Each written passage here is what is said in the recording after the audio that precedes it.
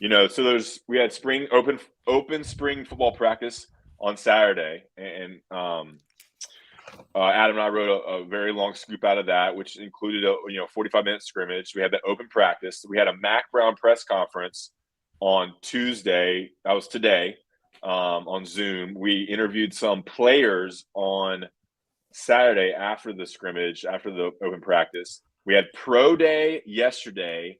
We talked to Josh Downs, Antoine Green, and we're there for like 2 hours, just kind of watching the whole process take part. And then obviously the most exciting, kind of intriguing, dramatic part of the UNC football program, right? Not football program, basketball program right now, was Caleb Love's decision to transfer and all the transfer movement. 6 players now in the portal. Already have a commitment from Paxton Wojcik. Is that how you pronounce it? Mm-hmm. And then, of course, all the scoop from Sherelle. Obviously, we're not going to get into all the civics there, but tons of contact being made with a variety of transfers as UNC tries to remake the roster, and begins that process of reaching out to transfers, getting people on visits. We know that Nick Timberlake was on a visit today. I think that's kind of public. And outside of that, I think, where do y'all want to go? Anyway, what's the Hoops roster upheaval is the first part of the title that producer John put together. So let's start on the basketball side of it. And let's go ahead and get that out of the way. Adam, what's crazy to me is that Carolina lost 8 players so far off the roster from last year. 6 in the portal. Leaky and Pete Nance are gone. That is insane. It's a lot. It is the new era of college basketball, and even Carolina is not immune. What is going on? They've all gone. I mean, it's like the old Will Smith thing, where Hubert's looking around, there's nobody left. Yeah, I know. I was thinking about it. Like, I think the last time we talked, Armando had not even announced that he was coming back yet, right? I think that was last Wednesday, and we usually get together now on Tuesday nights. So yeah, since the last time we had the podcast, Armando's back, RJ's back, Caleb Love is gone, Paxton Wojcik has committed. I about said signed. I'm sure he hasn't signed. I don't know if y'all want me to give my opinion on the Paxton Wojcik signing because it might not be the most popular. I mean, I kind of get Justin Pierce vibes from his game. But I mean, was a proven player in the Ivy League, and I don't know. I just feel like he's kind of like a 6'4", 6'5" tweener. He played small forward for Brown, but I guess obviously reading what Sherelle has reported, Sherelle, unbelievable. The reporting and how plugged in he is, it's just amazing. But I see Bull Hill agrees with me, my guy. But I reading Sherelle, I think that he would be okay coming off the bench if that's what Hubert Davis and his staff asked him to do. But I don't know. But there's a lot of they had 6 scholarships open before Wojcik committed. And so there's 5 still left. It's just kind of amazing how protracted this process could become, because you're going to have, I think guys have until May 31st to say they're not going to stay in the draft. I mean, certainly you would like to try to, if you're UNC, I think, get some of that high-end talent or higher-end talent of guys who think they might be able to get drafted and might pull their names out. I hear you, Timmy Ann. I'm with you. She says, I trust Coach Davis over y'all. she does not like you guys. No, it's not. I mean, she's probably right. I mean, I'm just saying, just the feeling I got off of it. And I've seen him play a couple times. So on the roster, Adam, we got, there's a couple of players I think that enter the transfer portal. Kind of, if we start there, that were probably kind of pushed out, I would think. Right. So I think it's important to know that, because everybody sees 6 transfers and thinks, oh my gosh, UNC basketball is falling apart. But honestly, look, they probably would have taken Tyler Nickel back. I think, right? I think let's just go through it. Justin McCoy, probably that's done. He's a senior. He had 2 years. They would have taken Tyler Nickel back based on intel we have. Dontrez Styles, who knows?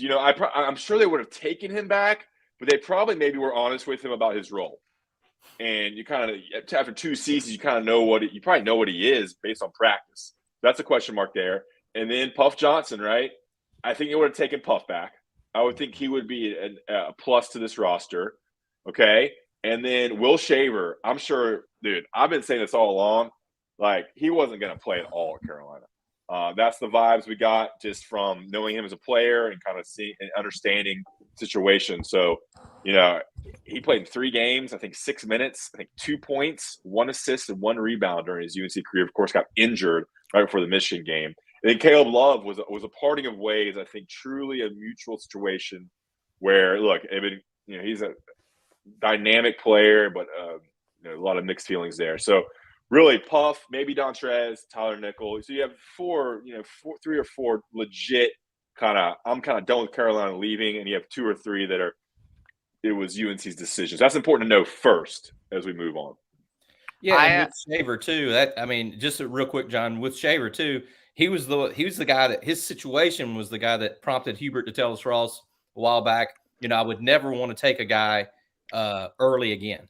That's where Hubert has sort of drawn that hard line in the sand about not wanting guys to come early. At least that's Hubert's opinion. He thought that Will Shaver, that situation didn't work out well for Will when he came early. Go ahead, John. I think it's helpful to give a little bit of quantifiable numbers with some of this transfer portal talk. So I really like what Evan Maya of evanmaya.com has done with his transfer portal ratings. I think it's helpful to kind of contextualize all this. So Paxton Wojcik is the 118th ranked transfer according to Evan Maya's rankings. And for context, Puff Johnson is, I believe, 60th. And then Will Shaver, I was just looking up that because I was curious. He's in the 400s. So that gives you a little bit of an idea of some of the movement that's happening here. I do wonder, like someone like Paxton Wojcik, is he a real impact player? Is he better than Puff Johnson according to Evan Maya's rankings? No. I think UNC really needs to go after and target some high-end transfers. I know that's kind of a simple thing to say, but they really need to go after some quality guys because they now have a lot of spots open in the starting 5 and in the roster. So this isn't a situation where it's like what the UNC football team was doing with the transfer portal, maybe plugging holes, filling little spots or gaps in their roster. Like UNC really needs to go out and find some big-time players in the really top end of the transfer portal. Otherwise, what you're looking at with next year's roster, Armando Bacot plus RJ Davis, that's a great base, but there's not a whole lot behind that. So UNC has a lot of work to do in the portal where we're sitting right now on March 28th. John, have you been on? And to play Tommy Ashely a little bit, who is the best athlete that UNC has right now? I just feel like he just left. Right. I just feel like they need an infusion there. Tony Baxter on the chat said Justin Moore would be huge. I could not agree with you more, Tony Baxter.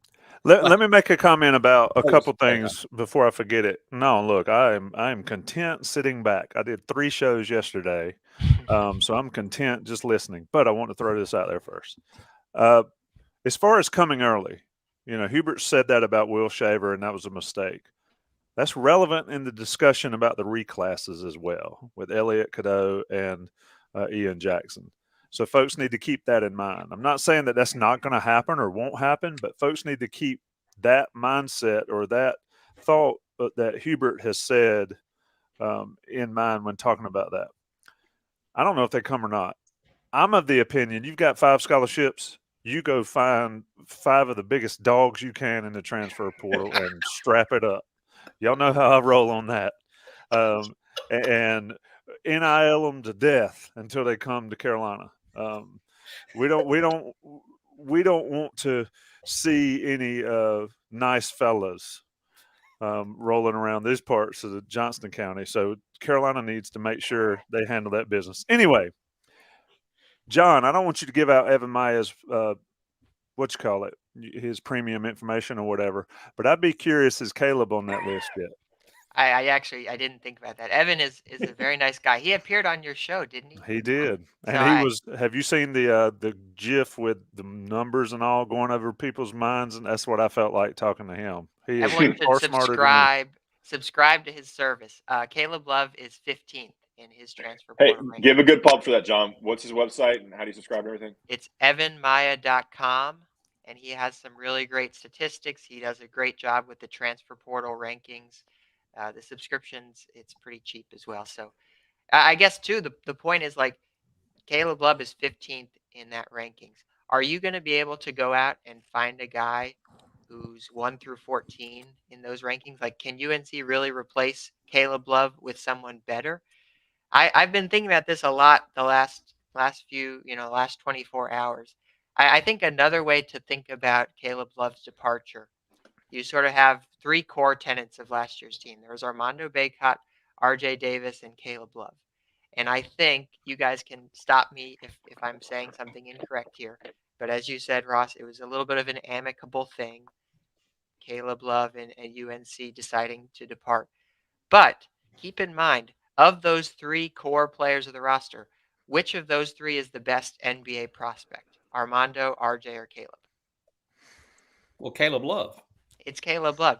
So this is a big move by Hubert Davis because we've talked a lot, too, about how UNC doesn't have high-end NBA talent on the roster. Well, the player who was probably most likely to get drafted on last year's team, theoretically it would have been Caleb Love, maybe in the low second round.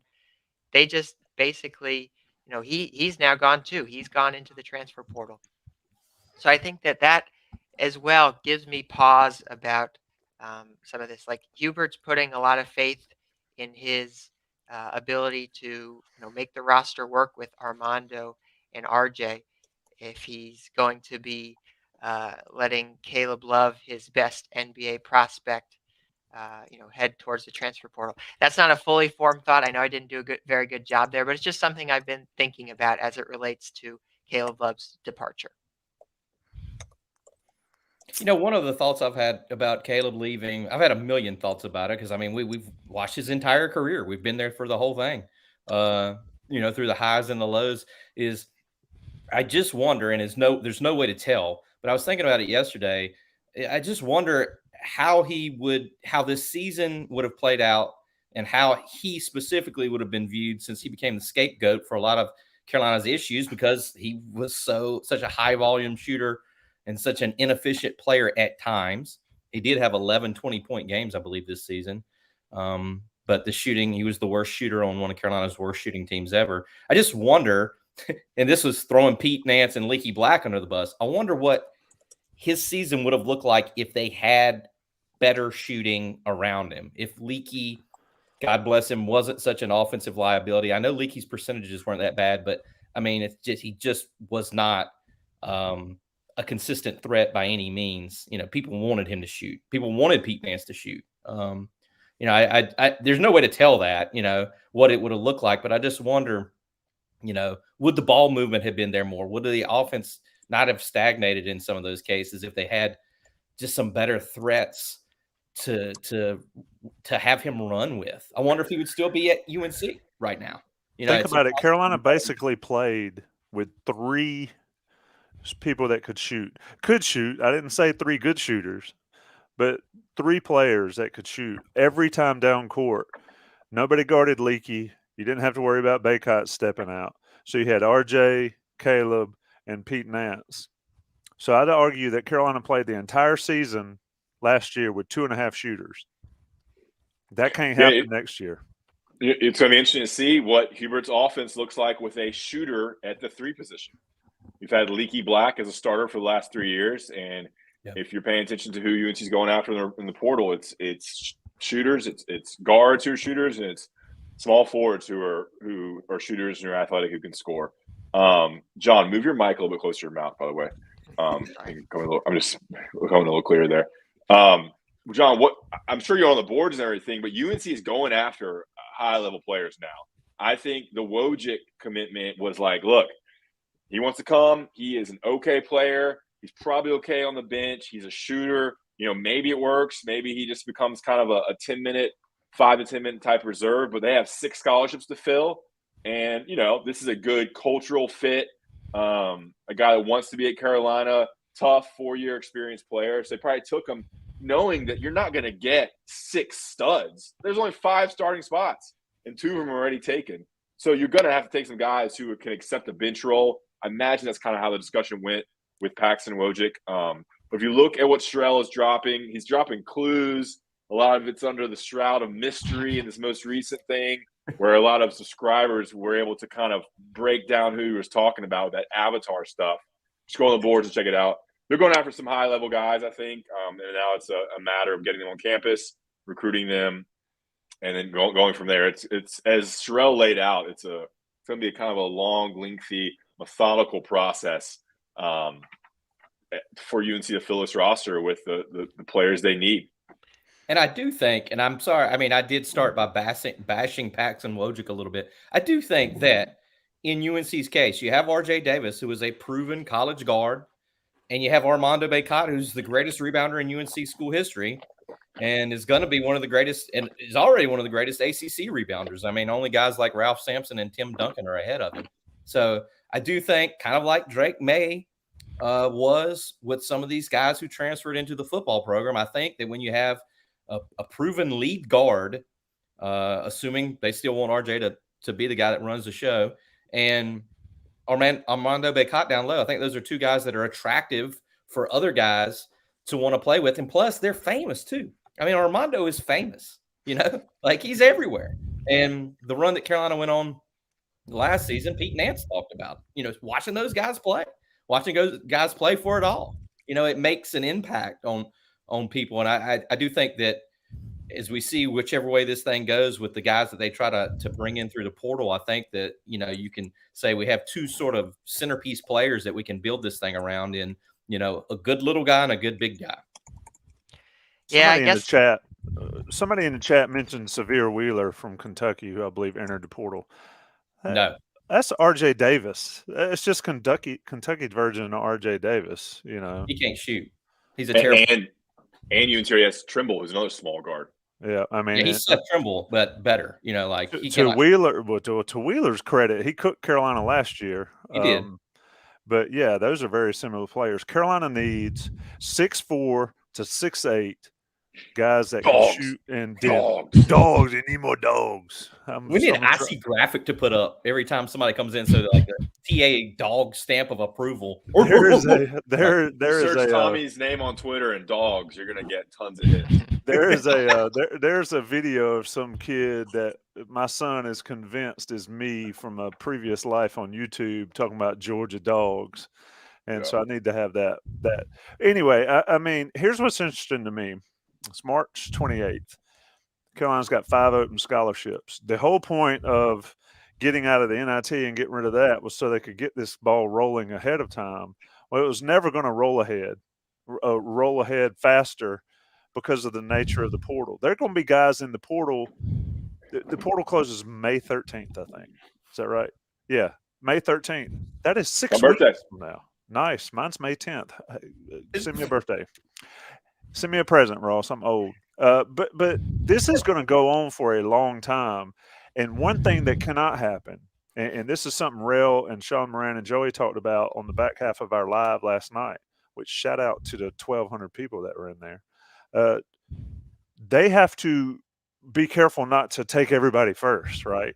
Don't like spend all your money in the first place you stop, because there might be some better things down the road. It's going to be an interesting time here, but I do believe Hubert needs to nail it. Yeah, I am having trouble right now seeing the vision. I know, Tommy, you just said it'll take a long time to play out, but we know a few things about Hubert Davis. Number one, we know that he doesn't like to use his bench. So this idea that they're going to go out and get 5 more scholarship players, is he even going to play all of these guys?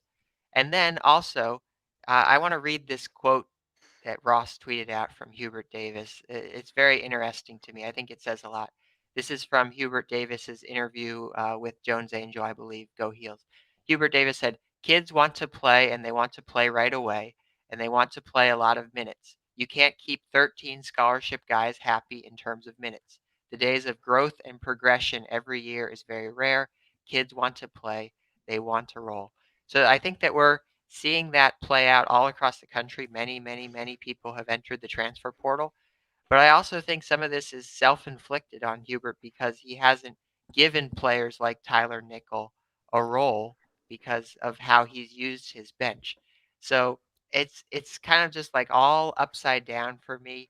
I'm struggling to see a really strong vision of how the roster is going to come together. How are you going to add 5 more scholarship players kind of all in that graduate transfer role if you're not going to play them coming off the bench? And then what does that mean for the roster moving forward? I guess it's a strange time in college basketball too. Like the idea that the roster turns over so much after one season, I guess maybe is taking me some time to get used to too. And John, how closely we try to, those of us who cover him, try to listen to what Hubert says, listen to what Max says. Like, I don't know if Ross would agree with this one. I don't know. Ross and I talk about a lot. I don't know if we've talked about this one, but I have gotten the feeling, and I could be totally wrong about this, that Hubert, at least in the things he's been saying publicly, maybe since Ross, when you went to Top of the Hill the other night for his final Hubert Davis Live, I feel like the things that he has been saying about the bench since then, maybe it was right before the ACC tournament, sound different. Now, I don't know if he's been scared straight on that, or he has realized that, yeah, I got to stop playing guys 35 minutes a game and running the starting 5 into the ground. I don't know if that's just lip service because he knows that, he's going to have to just, rebuild the entire team. I don't know, but I feel like he's at least said different things. Now, who knows what the heck's going to happen November 10th, whenever they run out there or whatever. But I don't know. Would you agree with that, Ross? I don't know if I've made that up in my head. I don't know. Yeah, he had the one line about, kind of wanting to use the bench better and kind of realizing that maybe he needs to improve on his coaching of that aspect of his coaching. I guess that would be in-game lineup management, you would call that. But that was one line we've heard. I mean, one thing I think about, and this is kind of going back in the past, and we probably need to just move forward and have a forward-looking slant to this, but I mean, he played the 5 best players, and that 5-man roster was good, and you kind of majority of the time is pretty good. And when you bring in some of the bench players, it wasn't as good. And that's how it was in 2021, 22. But I think this gets back to maybe working the bench in early on in non-conference like Roy used to do against lesser competition in November and December. Hubert didn't do that much either, but I think we all agree we would like to see Dontrez and Tyler more in November and December, so they maybe would have been, able to contribute in February and March. Maybe that's where this thing changes, but I think the use of the bench will be a constant struggle between the fan base and between Hubert. I think he just needs better players. I mean, I don't think Jalen Washington was ready. I don't know if Seth Trimble was really much better than a tired Caleb Love or a tired RJ Davis. The guy couldn't score. So on the screen here it says Adam looks like Tommy's son. That is a high compliment. We need to post a picture. Y'all are 5-6 years apart? No, I'll take that all day, every day. Tommy is daddy. He's giving father. It's his father era. I can. Ross doesn't like the sentimental stuff. He doesn't like you flirting with me, Adam. I'm not sure that was sentimental. So that's what I think on the bench. I think it'll be a constant struggle, and until he gets 7 really good players, maybe that's next year. Then maybe he'll play 7 players. But until then, it's been the 5. I would also like to see some transfers with multiple years, like the one and done transfer, which is grad transfer, which is more common. You like to have a player for 2. Like look at Cameron Johnson. He was okay his first year at UNC, and it was fantastic his second year at UNC. You'd like to have a player who can kind of come in for 2 or 3 years. That'd be nice to see as well. So I wonder if they're going to pursue that angle as more of a developmental type of transfer, where it's kind of like a recruit in a sense. You get them for longer than just 1 year. The interesting thing about the portal, okay, and this is something I heard, I can't remember which coach I was listening to talk about it. The portal is almost better than taking high school guys because once you get them in the portal, they can't leave right away. right? So to your point, Ross, getting guys that have some years on them, you get guys and they've already used that one-time transfer and they can grad transfer out or whatever. But here's the catch-22 with all this, and this is something that Sean Moran talked about, and I put in the expert analysis that's on Inside Carolina's front page and then on the message boards as well, and you can listen on the podcast.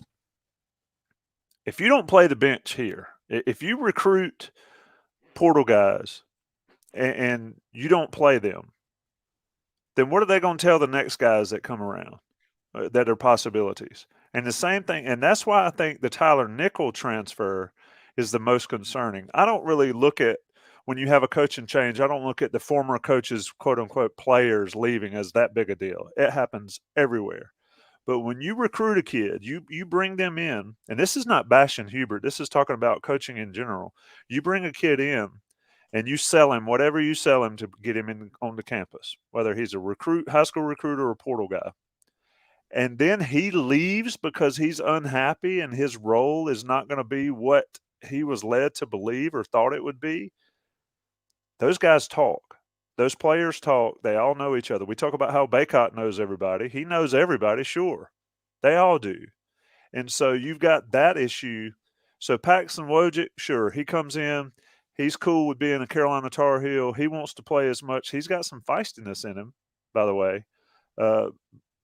And maybe he's satisfied, but you better tell him what the deal is, because if you bring him in and talk about how you're going to be one of the greatest players ever at Carolina and play all these minutes and then you don't, that is where you get in trouble as a coach and as a program, because guys are not going to listen to it anymore.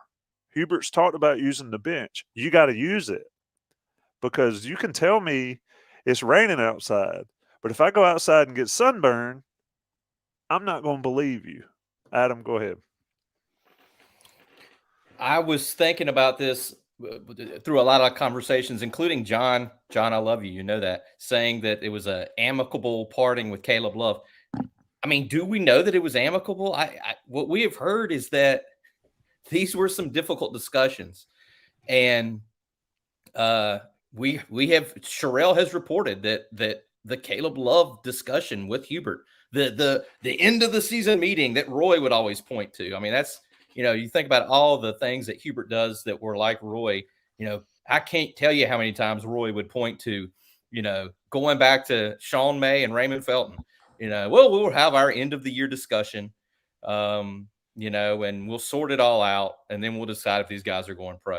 Well, I mean, it sounds like that the Caleb Love end of the year discussion, which occurred Sunday night when they did not get in the NCAA tournament, like that night, it sounds like it wasn't that play. It sounds like it was, some pretty hard truths, I think is the word we've used. And what I was going to say also was, when Ross was talking, I would love to know what Hubert told Jalen Washington or Seth Trimble. Like, what did he tell these guys who are sticking there? Like, how is he going to use these guys? Because, I mean, with Jalen, you've seen some promise in certain spots and you've seen some holes in his game too. Same for Seth Trimble. If this was Hubert really putting it all out on the table and right. And someone in the chat says DeMarco done too. Like what was said? I know we're never going to be able, unless somehow we bug the walls of the Smith Center offices, we would never know that. But like, it's, I would be very interested to see, what they actually laid out for how you're going to use a Jalen Washington, who rarely played, to be honest with you, or a Seth Trimble, who was starting at one point and then his minutes disappeared. Go ahead, Ross. Sorry. I think those guys, those three you mentioned, I think they have a role next year. I think the jump between freshman and sophomore year is always the biggest. I think we saw some promise after Jalen Washington, get him a little stronger, better on defense. And I think Seth Trimble, I think he is athletic enough to play at Carolina. Trimble's, Washington maybe a little bit more of a project, but I think they're really high on him coming out of high school. Remember, he didn't play for 2 years in high school with a knee injury. So he was just getting back into it. To jump from not playing to playing ACC Division I basketball, probably still a little bit of adjustment for him. And I think Dunn is a nice piece. He flashed at times before his shooting slump in the second half of the ACC play. It seemed like the whole team had a shooting slump in the second half of ACC play. But I think Dunn is an athletic guy who can contribute, maybe more of a 6th, 7th man type player. But definitely, at some point, you kind of need those players to come back. Otherwise, it'd be just RJ and Armando sitting there. And to sort of put a bow on it, maybe, I know we're getting later on in time here, but I personally, not that there's supposed to be no cheering in the press box, and we're supposed to be obviously highly, objectionable and neutral as being reporters. That's what we're taught. I just kind of hate the way it ended for Caleb Love. I think it's going to be so weird seeing him in another jersey than a UNC jersey. I know what Caleb's shortcomings were, and honestly, his confidence was also served, to his detriment a lot of times. But I just, after the way last season just reached that peak, almost climbing the mountaintop. I mean, they were there, within reach. I just feel bad for Caleb for the way that it ended at UNC, and a lot of the hate that he took from some people. I mean, one thing you could say about Caleb Love in terms of our jobs, and I think Ross would agree, he didn't duck any questions. You could ask him a question and he would answer it. And, he didn't hide in the shower or anything on the road when some guys, might kind of stay in the shower a little bit longer so they wouldn't have to say his name. Say his name. Some guys might do that. Hypothetically, maybe not really hypothetically. We need to put that in a private chat. Caleb would be out there, and he's not stupid. He knew what some of the questions were coming, and he always would say, "I trust my work," and that's what he believed. He believed it, and that's what you saw on the court. But I'm rambling, but I kind of feel bad for the way it ended. In terms of a personal way, getting to know Caleb just from talking to him, I wish it had been different. Caleb Love was much better after wins and losses, as are most players. And after losses, it was tough. He was very quiet, talking underneath his breath. John's nodding because I'm sure he watches the videos. Few words, but Caleb, he would answer the questions. Whereas Baycott, man, he was almost better after losses sometimes because of how brutally honest he was. And RJ too. RJ would sit there and talk to you and be honest as well. Caleb would be there. It just was, you would get shorter answers and it'd be very quiet, very under his breath. Hey, some team is getting a dynamic scorer who is fearless, who has started 101, played 101 games, I think over 90 starts. They can knock down threes, they can get into the lane, has a nice floater. Maybe the shooting percentage not as good as you would hope, but he's seen everything and he has been around the most rabid fan base. So he's not going to be intimidated by anything, whether that be the fan base, social media, opponents, competition. I mean, he has seen it all. So some team is going to get I'll be very interested to see how his recruitment in the transfer portal goes and where he wants to go and, kind of how that works out. That will be fascinating to see how it plays out and, to see what he does next season with who knows what team. We got anything left on the basketball side? Obviously, folks need to stay tuned to Inside Carolina's premium boards, and Sherelle McMillan just knocks it out of the park every second of the day. Sherelle's nailing it. If you're not a premium subscriber, huh? Can you hear me? Yeah, John, we can hear Tommy. John, you got someone in the background though. You got your beautiful wife in the background. Tommy, yeah. Wolf. I'm hello. It's her birthday weekend, so everybody Venmo me. I need a lot of money for her birthday. Thank you.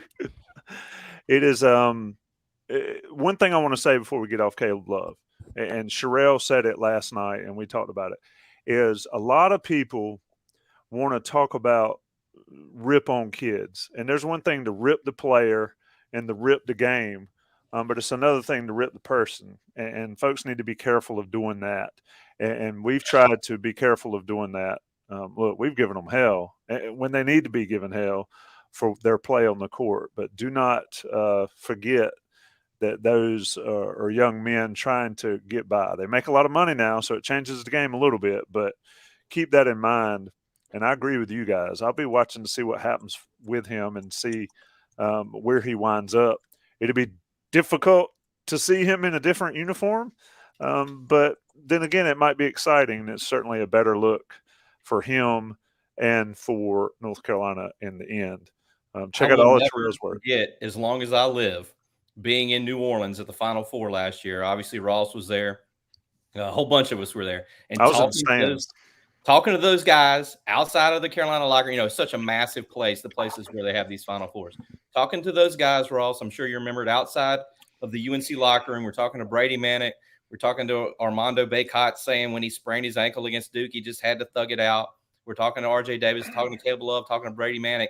And the Duke guys came out of their locker room and were headed to interviews. Banchero and RJ looked at them walking. It was like a funeral procession.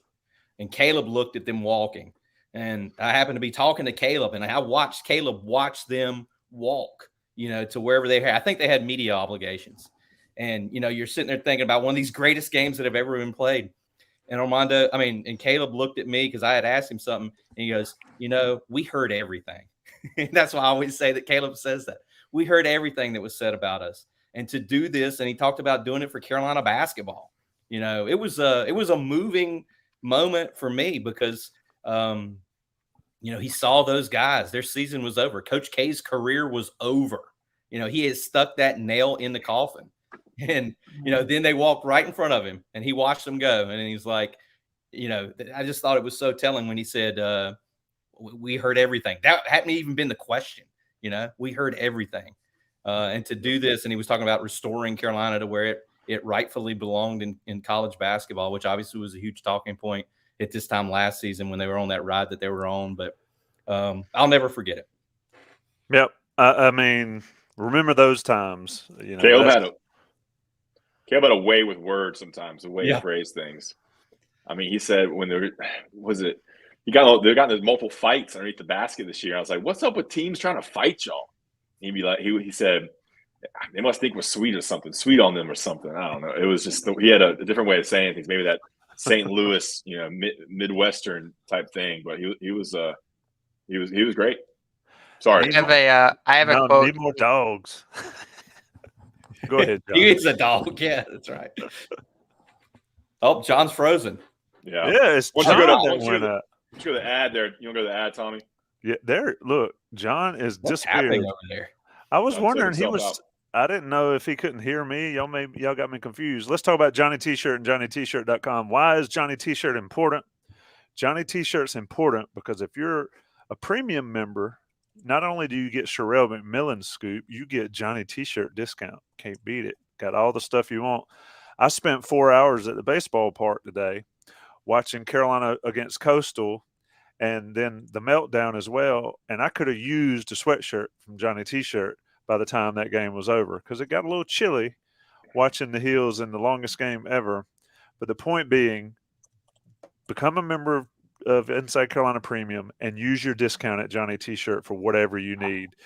They'll take care of you. You take care of them. They take care of us. We'll let the national guys pay the bills. It's On the Beat Live. That has been the UNC Hoops roster upheaval portion of the show. Now we got a lot of talk about spring football check-in. I'm Tommy Ashely, Ross Martin, Adam Smith, and John Bauman's in the ether somewhere. But we'll be right back after the break. Welcome back to Inside Carolina's On the Beat. John, are you with us, or do we need to get you upgrade Ethernet internet? Nope.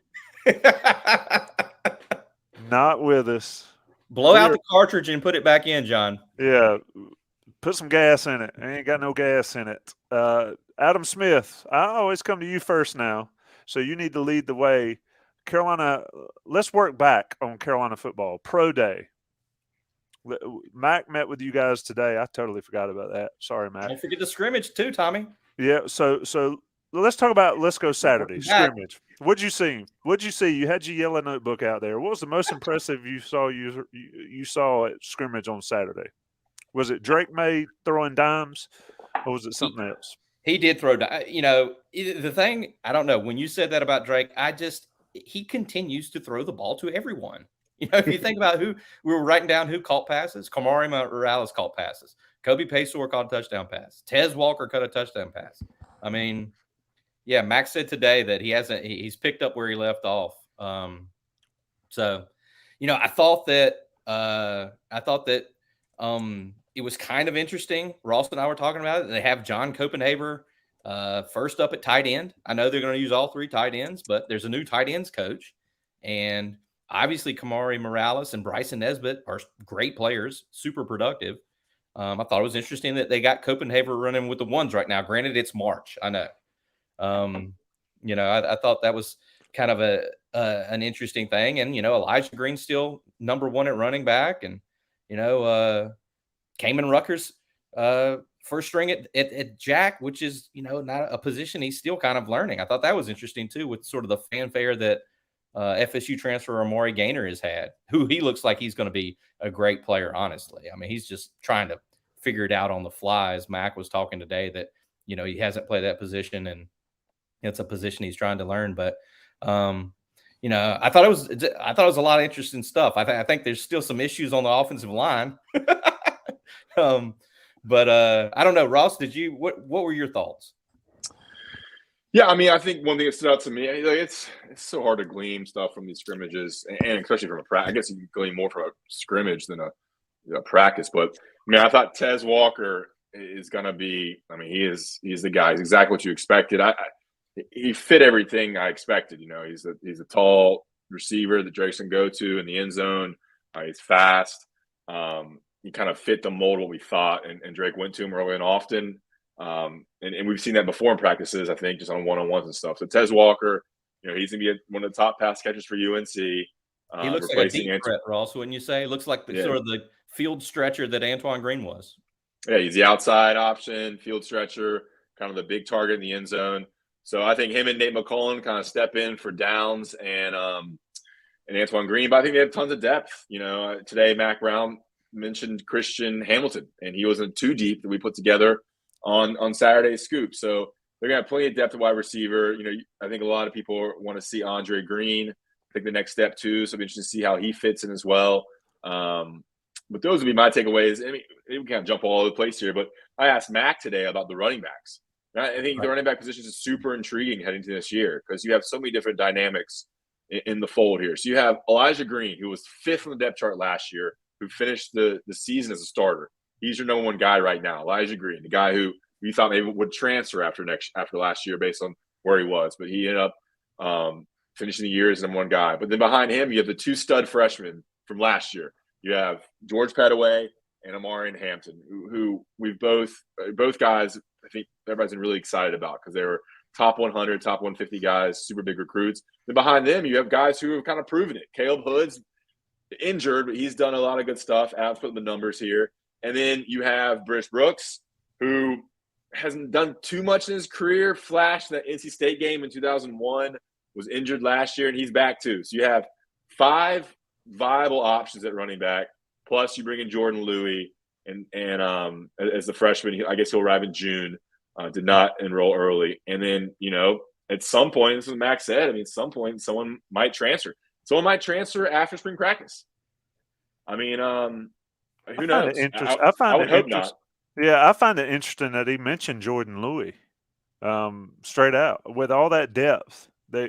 I think Mac was candid talking about the transfer thing, Ross. Mac was candid. Super candid in March. Sorry, I couldn't believe when it came out of his mouth. He's like, "Yeah, then he said it so matter of factly. Yeah, then we'll have some guys transfer. Because they need 2 plus 1. They need 2 to roll with and 1 for special back. And I think that puts those guys on notice. And Ross, I think it was your question, Ross. You got Hampton's a local kid. Pettaway's a highly recruited guy. Brooks, Elijah Green. I think it's got to be, and this is not saying, when Elijah Green became the starter last year, for whatever reason, they sort of the offense took a step back, didn't it? I mean, it just felt different. Now, defenses have a lot to do with that, but I think they need Hampton.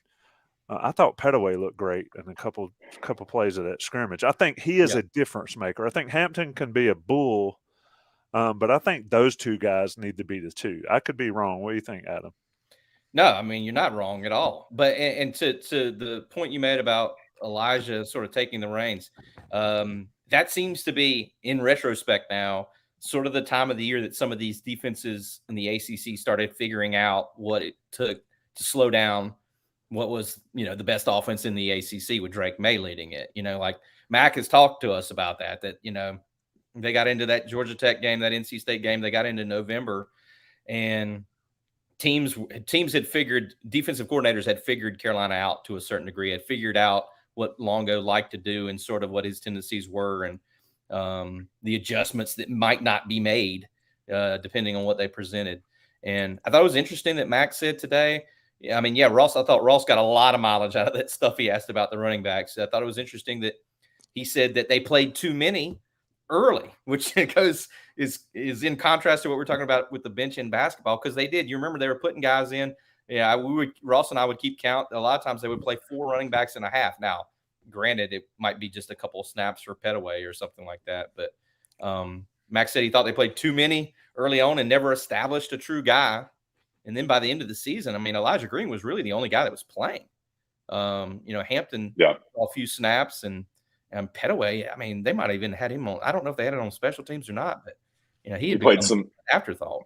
He played some punt or kick return in the bowl game. They liked Hood early on too, and before he got injured, right? Hood was getting a lot of snaps there too. He was starting. There's a reason why Bruce Brooks came back, I think, right? I think at some point, look, Bruce Brooks, he was great in that state game, but at some point it's like, all right, he may be fantastic. He got tree trunks for legs, but you got to think kind of the future of the program too. He only has one more year, so interesting. Yeah, I think everybody kind of wants Petaway and Hampton to seize the job, and keep Green there too. I thought Green was pretty good as a back. Maybe I'm wrong, but interesting there. Any other positions? What else? We got wide receivers, running backs, quarterbacks. Somebody asked about Connor Harrell in the chat. It's tough to really glean a lot from backup quarterbacks. I thought he made some good throws. He had a few plays with his legs in the scrimmage. I think he's fine now. He needs to get much better and more dynamic when he has to be the guy, which in football could be one play away. But I think he's good enough to be Drake's backup.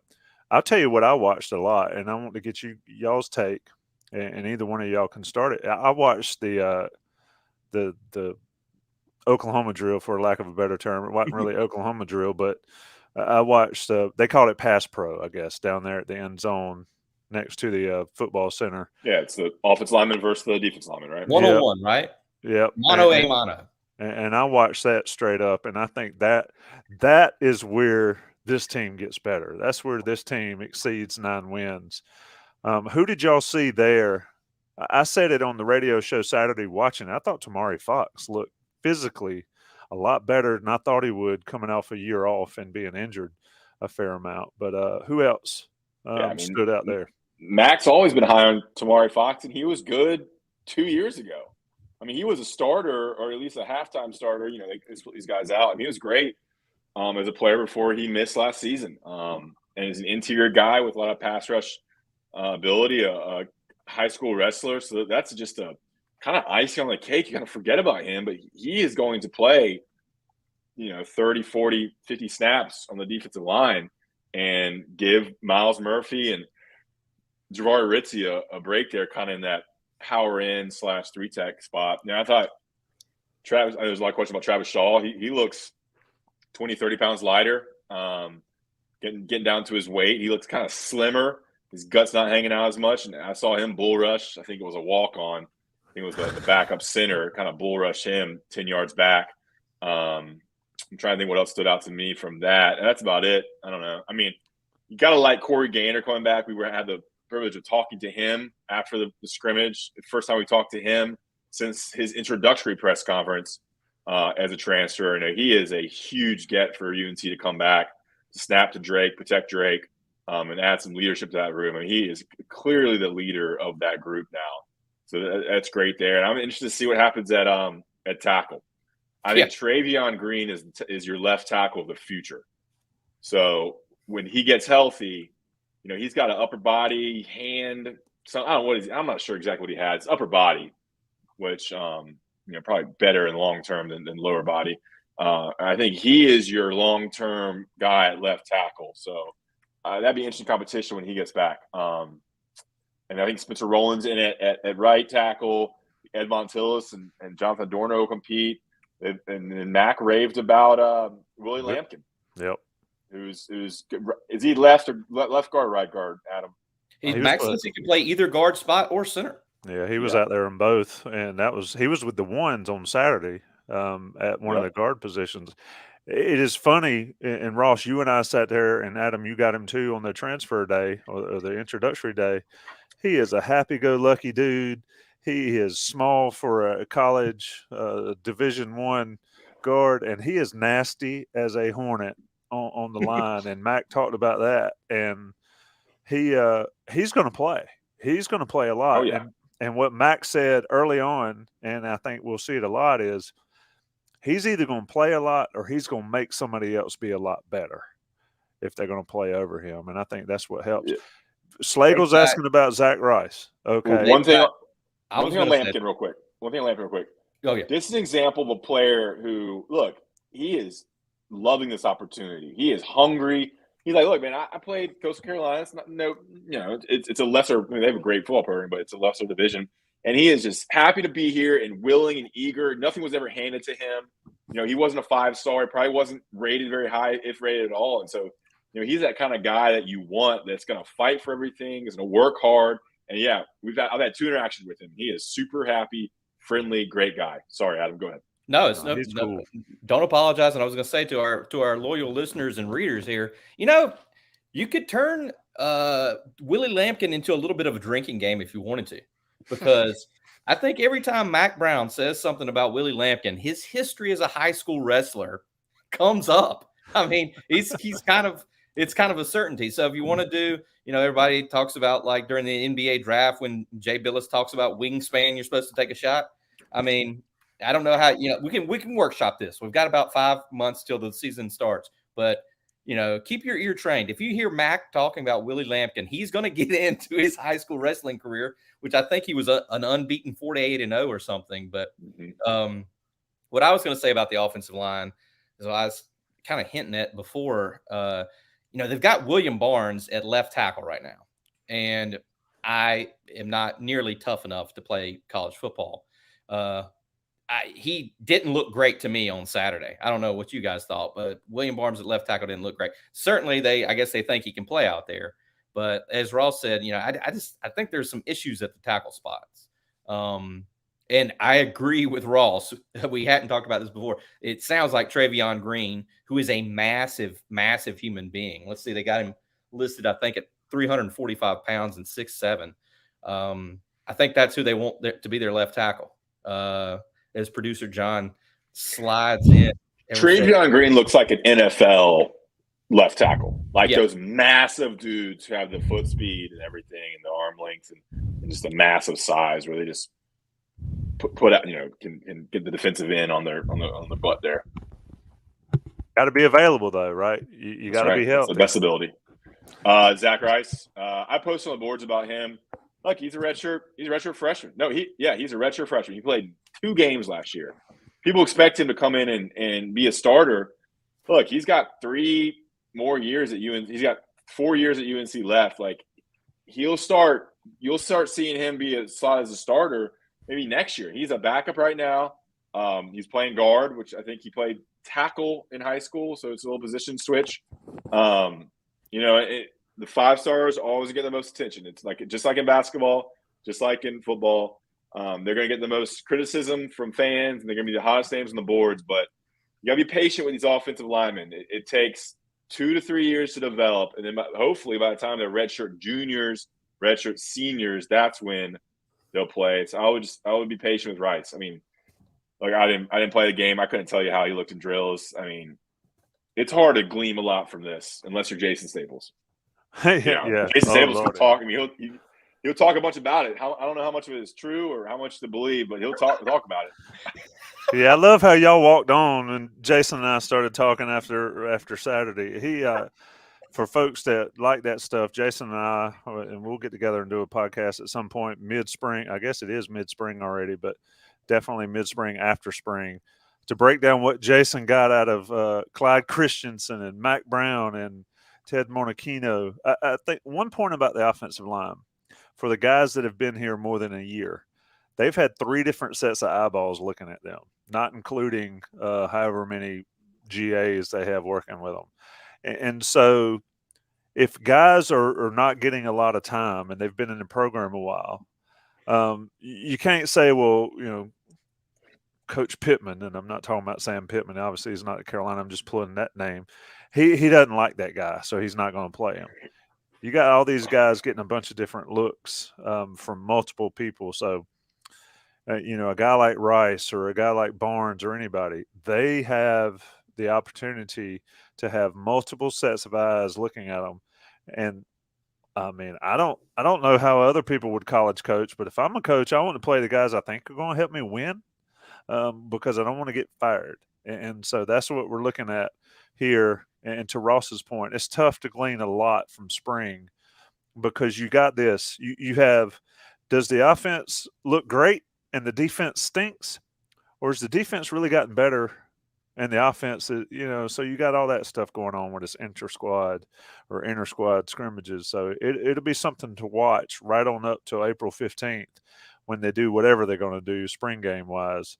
But Adam, I know you've got a comment on a player who I think, and Jason Staples agrees, is going to be a stud for this team in the fall. Well, that's big if Doc Staples actually he loves him. His he endorsement. I was just going to say that we're 7 practices into spring football here. They get 15 allotted practices, so we're sort of at the halfway point of the spring. It's a long time before they play games, but it is clear that Mac, at least 7 practices in, and the staff is high on Elijah Huzzy, the transfer from East Tennessee State, who was one of the leading guys in terms of interceptions on the FCS level, and All-American on the FCS level. Ross was talking about Willie Lampkin playing down a lower division. I mean, Huzzy played, on the 63 scholarship level, FCS level, which everyone knows I have a ton of love for. He played in the Southern Conference, but heck, Mac, he never lacks for a quote. He was telling us today that he has told Dre Bly that Elijah Huzzy reminds him of Dre Bly. So take that, take that for whatever it's worth. But it does seem like he has proven to be a quick study because they have him at cornerback and they're cross-training him at the star position where DeAndre Boykins plays. And it sounds like he's going to be somebody that gets used. I'm not sure. I think they think that Armani Chapman, the Virginia Tech transfer, looks like a starter, even though he's out this entire spring. You obviously have Marcus Allen at corner too, the young corner.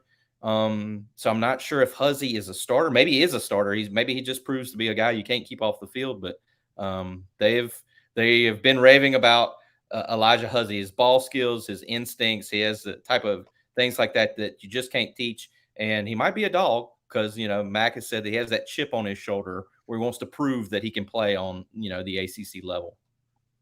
All right, John. So I've watched a lot of Stranger Things. Can you tell me what the Upside Down was like? I know. I'm sorry, everyone. So fun fact about my apartment, the Wi-Fi is connected to a light switch. So what I did is I walked over, I flipped the light switch, and the Wi-Fi started working again. No way. No, you're lying. You need to plug that in. Plug that into the other outlet, or you only got one outlet in the whole house. So you look like you're in the closet anyway. Hand to the heavens. It's connected. What's funny is John works for a massive tech corporation. I know that trades houses. Trades in the thousands, and you are flipping light switches for. I'm gonna get you an Inside Carolina flag to go behind you. One thing I'll say, one thing I say, something Tommy said earlier made me think of this about what Mac says about players. You were talking about somebody, he was raving about some player, but Mac likes to talk about almost everybody at each position because he wants everybody's mom to hear their kids' names in press conferences. Because he doesn't want to hear from mom and dad about, oh, you didn't talk to my kid, so my kid's not playing, my kid's not starting. So you mentioned something, Tommy, it was 10 minutes ago about what Mac raves about. He likes to mention everyone, and he likes to put high praise on a lot of players at once. So you got to kind of take what he says with a grain of salt at times. because of how he does that. It's very positive. It's very nice. I think at times, especially when they talk about first team and second team, like how UNC doesn't like to call it that. That's kind of stuff that I remember in like when I was playing like 7-year-old soccer.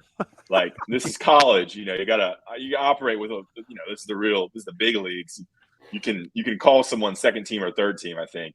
But Mac likes to shout out a lot of players so that mama back at home will hear that and kind of get excited for her son.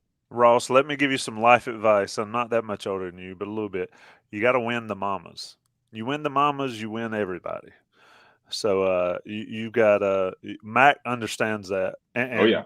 And as we've seen, the mamas are very involved still. You got to think Mac is a hit with the mamas on recruiting and everything too. Gosh. I mean, I'm sure he is. He's great at that, I'm sure. It was the same philosophy we had back in the newspaper days in my former life. If you went and covered a high school football game, especially, or any sport that was high school, try to get as many names in the paper as you could. I mean, yeah. I mean, that's what you tried to. I mean, you weren't going to like falsify something, but if somebody had a nice pass or a nice tackle or whatever, you tried to get as many. That's what we say. Get some more names in the paper because people want to read about their kids and their the grandkids and all that type of thing. My mom saved every single newspaper article ever written from like Ross said, Parks and Rec to whatever, to high school.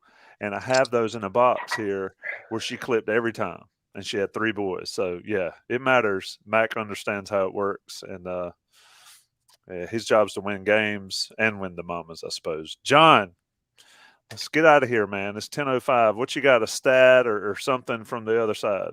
It's a good recap. I was going to mention at the end of the basketball segment, but my internet went out. So I love the 30 for 30s.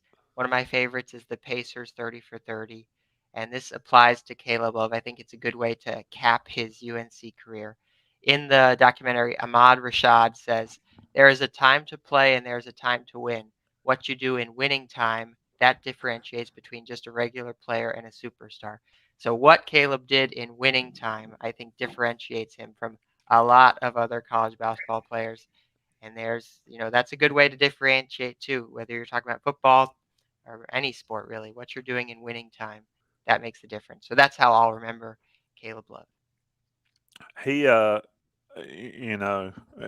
many shots did he take? I think I saw Brian Ives say something or tweet something that he's missed more shots in the last 3 years than any college basketball player, something crazy like that. But how many times did he man up and take the shot? Whether he made it or not is one thing, but how many times did he actually take it while other people were passing it? So it'd be interesting to follow. Anything left, boys? Just lay out the schedule here. We have a little scrimmage on Saturday for football. I think we'll talk to some players after that on Saturday, and then I think we'll have coordinators on next Tuesday, a very special show on the beat next Tuesday night. Make sure to tune in. And then basketball-wise, I would stay locked into the boards. I'm not really sure how it's going to go down. We got Nick Timberlake visiting. You got Sherelle dropping seemingly daily, not double daily scoops. I saw something new up just now. It's another tease. Another player they've reached out to has been on the board here. The title is UNC reaches out to a new portal name. So check that out. It's posted, I guess that was yesterday, actually. My bad. But yeah, basketball is going to be fluid. So we may have, I don't know if we'll have anybody else enter the portal, but certainly things are transitioning to how UNC rebuilds its roster through the transfer portal over the next couple of weeks. Indeed. Anything left for you, Adam, sir? I'm on record as saying that I think Nick Timberlake would be an excellent addition. I think that, I think there's a long way to go here, and I think they need some athleticism and some guys that can run and jump and get after it. But I think if they do get Nick Timberlake, I think that I think you'll be pleased because that guy can catch it and that guy can shoot it. He is a knockdown shooter. And so, but we'll see. I don't know if he wants to take, Kansas is after him, UCLA is after him, Ohio State's after him. I don't know if he wants to take, if I was him, I would go visit UCLA. What the heck, Kansas is pretty sweet too. I mean, it's not exactly LA or Chapel Hill, but Fog Island is pretty dang nice. So we'll see what happens with him. But if UNC is able to get him before we reconvene, I think they'd have to feel good about that. Yep. Stay tuned on the beat next Tuesday. Here's what we got in the meantime. Greg Barnes and I interviewed Scott Williams, former North Carolina Tar Heel. Scott has a story to tell. He also has a book to sell. And he came on our podcast. If you were around in the 80s, you boys weren't born yet, and John especially, you weren't. But 86 to 90, Scott Williams was one of Dean Smith's guys, lost his parents to a murder-suicide, and he tells that story to Greg and us, and it's pretty awesome to hear him talk about it. He'll be on the next level. I guess I'll drop that tomorrow. It's been so crazy with all the basketball stuff. Carolina baseball coverage, there'll be an article, an emergency pod. If somebody commits, the coast-to-coast crew will get back together if there's a commitment. Who knows what we'll be talking about. But the way to find out is to stay on Inside Carolina. Support Johnny T-Shirt and JohnnyT-Shirt.com. And if you're not a member, subscribe to Inside Carolina. It's worth every dime you pay to be a part of the community. Also, rate, review, subscribe. Like us. If you like us more on these YouTubes, like click the like button, it helps us somehow. I'm not quite sure how, but it helps us. So I need you to do it. Ross Martin, Adam Smith, that's producer John Bauman. Stay tuned to Inside Carolina. We'll be back when news breaks. We'll be back next Tuesday for sure, right here on the Beat Live. Everybody stay safe.